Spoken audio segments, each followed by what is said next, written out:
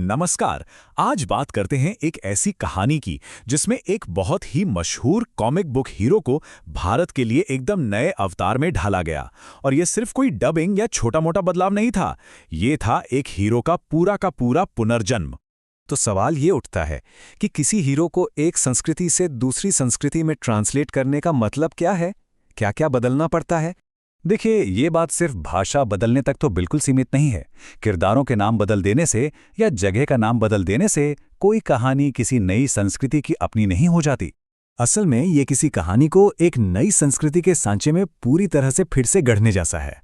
और इसका एक जबरदस्त उदाहरण है घोस्ट हू स्मोक्स का हिंदी रीइमेजिनिंग, जहां हीरो को एक नए देश और एक नई पहचान के लिए पूरी तरह से बदल दिया गया।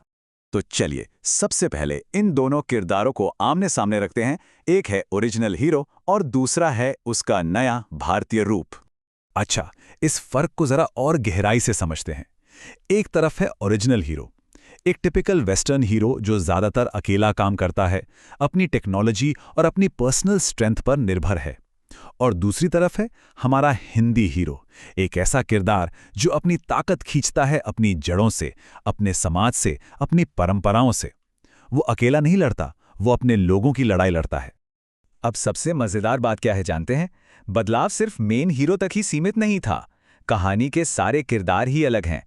ऐसा लगता है मानो एक ही कहानी को दो अलग अलग दुनिया के लोग सुना रहे हों। चलिए शुरुआत करते हैं हीरो से ही। ओरिजिनल हीरो की पावर का सोर्स क्या है? कोई पुरानी रहस्यमयी जादुई चीज। लेकिन हिंदी हीरो की शक्ति, वो तो जुड़ी है वहां की मिट्टी से, वहां की लोक कथाओं से, लोगों की आस्था से।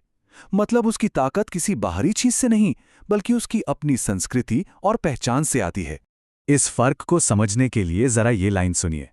मेरी शक्ति इस जमीन से है, मेरे लोगों के विश्वास से है। बस ये एक लाइन और हीरो का पूरा कैरेक्टर साफ हो जाता है। वो सिर्फ एक बचाने वाला नहीं है, वो अपनी संस्कृति का रखवाला है, उसका प्रतीक है। और ये फर्क सिर्फ हीरो में ही नहीं, उसके साथियों में भी साफ दिखता है। सोचिए, ओरिजिनल हीरो के पास कौन है? एक टेक जीनियस जो कमाल के गैजेट्स बनाता है। और हमारे हिंदी हीरो का साथी कौन है? एक ज्ञानी बुजुर्ग जिसके पास पीढ़ियों का ज्ञान और परंपराओं की समझ है। ये टेक्नोलॉजी और परंपरा की सीधी टक्कर है ना? हीरो हो गए, उसके साथी हो गए, तो अब विलेन की बारी। वो भी अलग हैं। ओरिजिनल कहानी का विलेन वो शायद दुनिया पर कब्जा करना चाहता होगा, एक बहुत बड़ा ग्लोबल खतरा। लेकिन हिंदी कहानी के विलेन वो यहीं से हैं, जमीन से जुड़े हुए। कोई भ्रष्ट जमींदार, कोई पाखंडी तांत्रिक। वो खतरे जो ज्यादा असल लगते हैं, ज्यादा अपने से लगते हैं। तो बात सिर्फ किरदारों को बदलने की नहीं है। चलिए अब देखते हैं कि कहानी की पूरी दुनिया को ही कैसे एक नया देसी रंग दिया गया। सबसे पहले तो कहानी में वहां की लोक कथाओं को गूंथ दिया गया, जिससे दुनिया एकदम जीती जागती लगने लगी। फिर समाज का जो ताना बाना है उसे भी कहानी में शामिल किया गया। इससे हुआ ये कि कहानी में ऐसी नैतिक दुविधाएं और मुश्किलें आईं जो वहां के लोगों के लिए बहुत रिलेटेबल थीं। इसका एक बहुत बढ़िया उदाहरण है धर्म रक्षक का कॉन्सेप्ट। मतलब एक ऐसा रक्षक जो सिर्फ लोगों को नहीं बचाता, बल्कि उनके धर्म यानी उनके जीने के तरीके, उनकी संस्कृति की रक्षा करता है। अब हमारा हीरो सिर्फ एक सुपर हीरो नहीं रहा, वो इस बड़े कर्तव्य का प्रतीक बन गया। तो अब आते हैं सबसे बड़े सवाल पर। इन सारे बदलावों का आखिर मतलब क्या है और ये इतने जरूरी क्यों हैं? तो देखिए, सार बस इतना सा है, आइडिया एक लेकिन हीरो दो, और दोनों ही अपने आप में बिल्कुल अलग, बिल्कुल पूरे।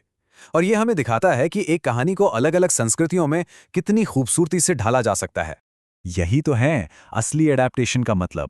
ये सिर्फ शब्दों का ट्रांसलेशन नहीं है, ये पूरी की पूरी संस्कृति का ट्रांसलेशन है। एक ऐसी कहानी बनाना जो वहां के लोगों को अपनी लगे, जैसे वो उन्हीं के बीच से, उन्हीं के लिए निकली हो और सीधे उनके दिलों तक पहुंचे। और ये हमें एक बहुत बड़े सवाल पर लाकर छोड़ देता है। आखिर वो क्या चीज है जो किसी हीरो को सच में किसी संस्कृति का अपना बना देती है? क्या उसकी ताकत, उसकी कॉस्ट्यूम, या फिर वो मूल्य और विश्वास जिनके लिए वो लड़ता है? इस पर सोचिएगा जरूर।